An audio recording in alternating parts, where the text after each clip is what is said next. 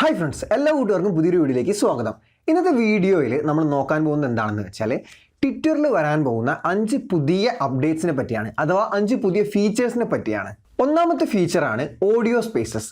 പേര് പോലെ തന്നെ കണ്ടന്റ് ക്രിയേറ്റേഴ്സിന് ഓഡിയോ ഓൺലി ചാറ്റ് റൂംസ് ഉണ്ടാക്കാനും അതുവഴി ഫോളോവേഴ്സുമായിട്ടും ഫാൻസായിട്ടും ഒക്കെ ഡയറക്റ്റ്ലി ഇൻട്രാക്ട് ചെയ്യാനുള്ള ഒരു അവസരമാണ് ഈ ഓഡിയോ സ്പേസസ് വഴി ലഭിക്കുക. രണ്ടാമത്തെ ഫീച്ചറാണ് ബിസിനസ് പ്രൊഫൈൽ. നമ്മൾ വാട്സപ്പിലൊക്കെ ബിസിനസ് അക്കൗണ്ട് ഉണ്ടല്ലോ, അതുപോലെ തന്നെ ട്വിറ്ററിലും ഇനി നമുക്ക് ബിസിനസ് പ്രൊഫൈൽ ഉപയോഗിക്കാൻ കഴിയും. അതായത് സപ്പോസ് ഒരു ബിസിനസ് ഉള്ള ആൾ അല്ലെങ്കിൽ ഒരു ഷോപ്പ് ഉള്ള ആളാണെന്ന് വിചാരിക്കാം.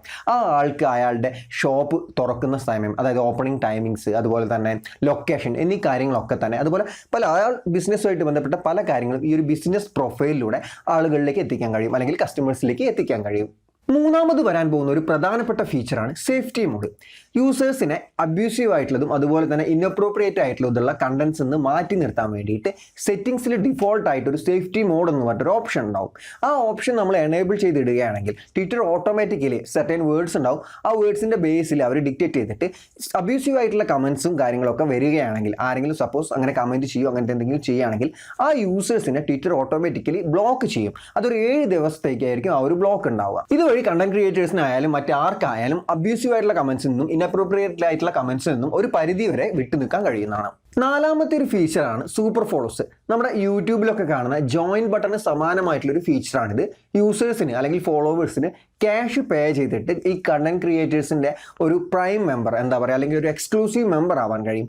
അതുവഴി അവർക്ക് ലഭിക്കുന്ന അഡ്വാൻറ്റേജസ് എന്തൊക്കെയാണെന്ന് വെച്ചാൽ അവർക്ക് സ്പെസിഫിക് ആയിട്ടുള്ള കോൺവെർസേഷനിൽ പങ്കെടുക്കാൻ പറ്റും, അവർക്കായിട്ടുള്ള കോൺവെർസേഷനും കാര്യങ്ങളിലും പങ്കെടുക്കാൻ പറ്റും. അതുപോലെ തന്നെ സൂപ്പർ ബാഡ്ജ്, അതുപോലെ ഒട്ടനവധി എക്സ്ക്ലൂസീവ് ഫീച്ചേഴ്സ് ഈ ഒരു കാര്യം വഴി ലഭിക്കുന്നതായിരിക്കും. അവസാനത്തെ ഫീച്ചറാണ് കമ്മ്യൂണിറ്റീസ്.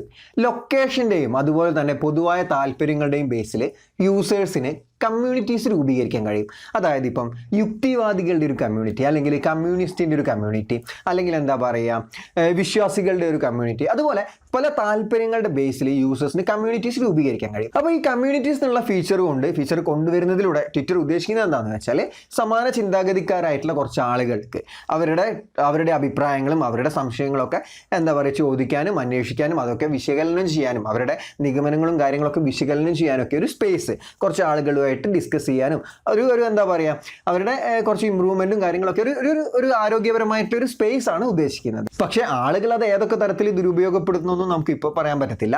സോ എന്തായാലും ഈ ഒരു ഫീച്ചർ കൂടി ട്വിറ്ററിലേക്ക് വരുന്നുണ്ട്. അപ്പോൾ ഫ്രണ്ട്സ്, ഈ പറഞ്ഞവയൊക്കെയാണ് ട്വിറ്ററിൽ വരാൻ പോകുന്ന ഏറ്റവും പ്രധാനപ്പെട്ട അപ്ഡേറ്റ്സ്. ഇവയിൽ ചിലതൊക്കെ കുറച്ച് പേർക്ക് ഓൾറെഡി വന്നിട്ടുണ്ടാവും, ചിലതൊക്കെ ഇനി വരാനിരിക്കുന്നതേ ഉണ്ടാവുള്ളൂ. അപ്പോൾ ഇന്നത്തെ ഈ ഒരു വീഡിയോ എല്ലാ കൂട്ടുകാർക്കും ഇഷ്ടപ്പെട്ടെന്ന് വിചാരിക്കുന്നു. വീഡിയോ ഇഷ്ടപ്പെട്ടെങ്കിൽ വീഡിയോ ലൈക്ക് ചെയ്യാൻ മറക്കാതിരിക്കുക. ഒപ്പം നിങ്ങളുടെ അഭിപ്രായങ്ങളും നിർദ്ദേശങ്ങളും ഒക്കെ കമൻറ്റ് ബോക്സിൽ രേഖപ്പെടുത്തുക.